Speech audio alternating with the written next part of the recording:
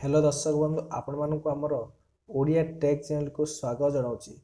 बंधुगण एवं गोटे नुआ अपडेट आसी जहाँकि आपण मानकर बैंक को लेकर रही पीओ पोस्ट एवं एथिरे केमिति अप्लाई करा जाए कौ डिस्ट्रिक्ट रे केते परिमाण रे पोस्ट खाली अछि ता सहित केउ माने अप्लाई करि परिबे ऑफलाइन माध्यम ना ऑनलाइन माध्यम अप्लाई हबो ए समस्त तथ्य को आपण मानक जोगाई देबी।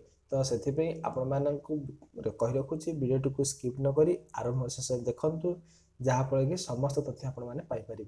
ता पूर्व वीडियो को स्टार्ट करने आगु मुझे कहूँ जदि आपण मैंने आम चैनल को प्रथम कर देखुंत ताहले चैनल को सब्सक्राइब कर दिंतु पाखे बेल आइकन दबाई ऑल नोटिफिकेशन क्लिक कर दिंतु जहाँफल मुझे जॉब रिलेटेड हो जेकोसी विषय को नहीं आसबि तार सर्वप्रथम आपण मैंने ही जानीपारे। तो चलतु आम सर्वप्रथम केमी अप्लाई करवा से उपर आलोचना करवा। देखो बंधुगण आपण मैंने निज मोबाइल हो कि लैपटॉप हो गूगल क्रोम ब्राउजर को ओपन करेंगे। ओपन कर सारा जो सर्च बार अच्छी सर्च बार क्लिक करेंगे। कौन क्लिक करेंगे ना देखु jobs jobs cart CART jobs cart को क्लिक करेंगे। क्लिक कर सारापर आपण मैंने कौन करेंगे एंटर करेंगे। आपण मानक एमती गोटे आसो आसला ये जॉब्स कार्ट लिखाई यहाँ को क्लिक करेंगे। क्लिक कर सारापर देखु साइड बर्तमान ओपन हो गला। साइड्रे कौन कौन जॉब बाहर देखो आपड़ जब चाहिए तहसिल ऑफिस कि तहसिल जॉब पाइपर ना स्कूल जॉब विषय आप चाहिए से पाइपर।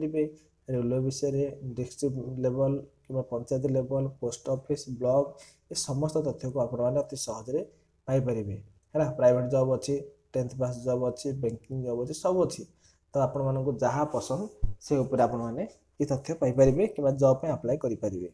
देखु आमको मुझे कौन IBPS पोस्ट तो यहाँ IBPS लिखाई जहाँकि 4455 पोस्ट अच्छी यहाँ को आप क्लिक करेंगे।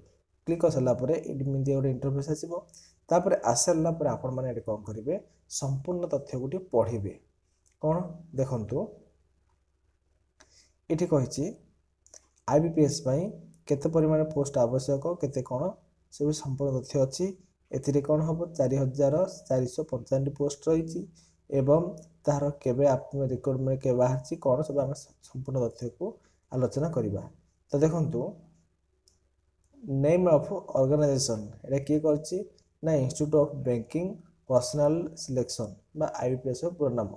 तो तापर आउ कौन कही जॉब टाइप ये हूँ परमानेंट जॉब ता सहित कैटेगोरी कौन सेंट्रल गवर्नमेंट जॉब एवं नेम ऑफ द पोस्ट को पोस्ट ना पीओ पोस्ट मुझे प्रोबेशनरी ऑफिसर्स। तापर आउ कौन करेंगे यहाँ को माध्यम अप्लाई करेंगे ये हूँ ऑनलाइन माध्यम। ऑनलाइन माध्यम आपण मैंने अप्लाई करेंगे तो मोबाइल माध्यम हो कि लैपटॉप माध्यम अप्लाई करेंगे। जदि न करेंगे ताहले मते कमेंट माध्यम जनइबे मुझे गोटे नुआ वीडियो नहीं आसबि जहाँ स्टेप बाय स्टेप केमी अप्लाई कर जाए। हु कैन अप्लाई को मैंने अप्लाई करेंगे ऑल कैंडिडेट्स माने ऑल इंडिया कैंडिडेट्स माने भारत में समस्त अप्लाई करेंगे। ता सहित place of posting across India Bharat मध्य कौन कर जहाँ पोस्टिंग पाइपर बोथ मेल और फीमेल आपण मेल केते फीमेल ना समस्ते मेल फीमेल पाइपर। देखो अप्लाई करेंगे। देखो सिलेक्शन प्रोसेसटा केमी सिलेक्शन प्रोसेसटा एग्जाम हम तापर इंटरव्यू हम डॉक्यूमेंट वेरिफिकेशन हम है एमती पाइपर। वैकेंसी डिटेल्स आपण मानक को बैंक रे केतेटा पोस्ट खाली अच्छे देखो लिखाई बैंक ऑफ इंडिया तो 885 एमती आप समस्त देखिपारे केते गुड़े पोस्ट अच्छे ये। तापर एज लिमिट को मान को हम ना जो मैंने कि 2004 सुधा 20 वर्ष हो अत्यधिक हेल्ले 30 वर्ष 20 ରୁ 30 वर्ष मध्य हम।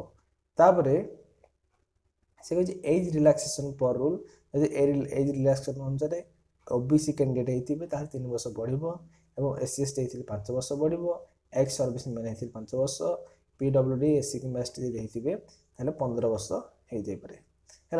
कही कौन ना ए सैलरी डेट बा अप्लाई स्टार्ट करेंगे अगस्त तो मैंने काली गत काली हो गलानी यहाँ अप्लाई लास्ट डेट हूँ अगस्त 21 एग्जाम डेट एवं बर्तमान फिक्सड है।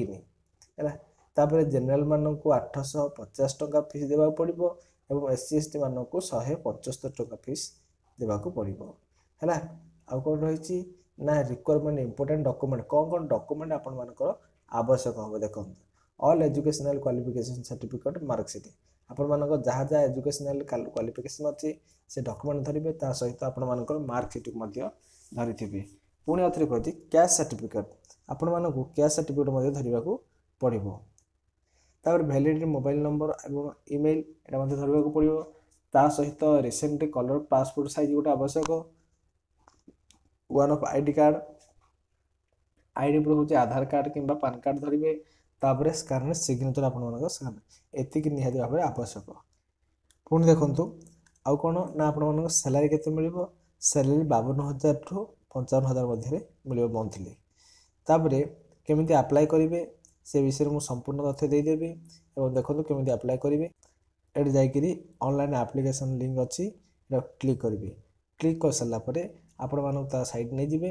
ନେଇଗଲା ପରେ ଯଦି ଆପଣମାନେ ନୂଆ କ୍ୟାଣ୍ଡିଡେଟ୍ ଅଛନ୍ତି ତାହେଲେ ଆପ୍ଲାଏ କରି ଜାଣିନାହାନ୍ତି, ମୁଁ ନେକ୍ସଟ ଭିଡ଼ିଓରେ କେମିତି ଆପ୍ଲାଏ କରାଯାଏ ପୁରା ଷ୍ଟେପ୍ ଟୁ ଷ୍ଟେପ୍ ନେଇ ଆସିବି, ତା ମାଧ୍ୟମରେ ଆପଣମାନେ ଆପ୍ଲାଏ କରିବେ। ତ ରହୁଛି ଆମର ଚ୍ୟାଲେଞ୍ଜ ସହିତ ଜଡ଼ିତ ହୋଇ ରୁହନ୍ତୁ। ତାପରେ ଆଉଥରେ ମୁଁ ଆପଣମାନଙ୍କ ପାଇଁ କ'ଣ କରିବି ନା କେମିତି ଆପ୍ଲାଏ କରିଯାଏ ସେ ଉପରେ ତଥ୍ୟ ନେଇ ଆସିବି। ଓକେ, ରହୁଛି ପରବର୍ତ୍ତୀ ଭିଡ଼ିଓ ଦେଖା, ବାଏ ବାଏ।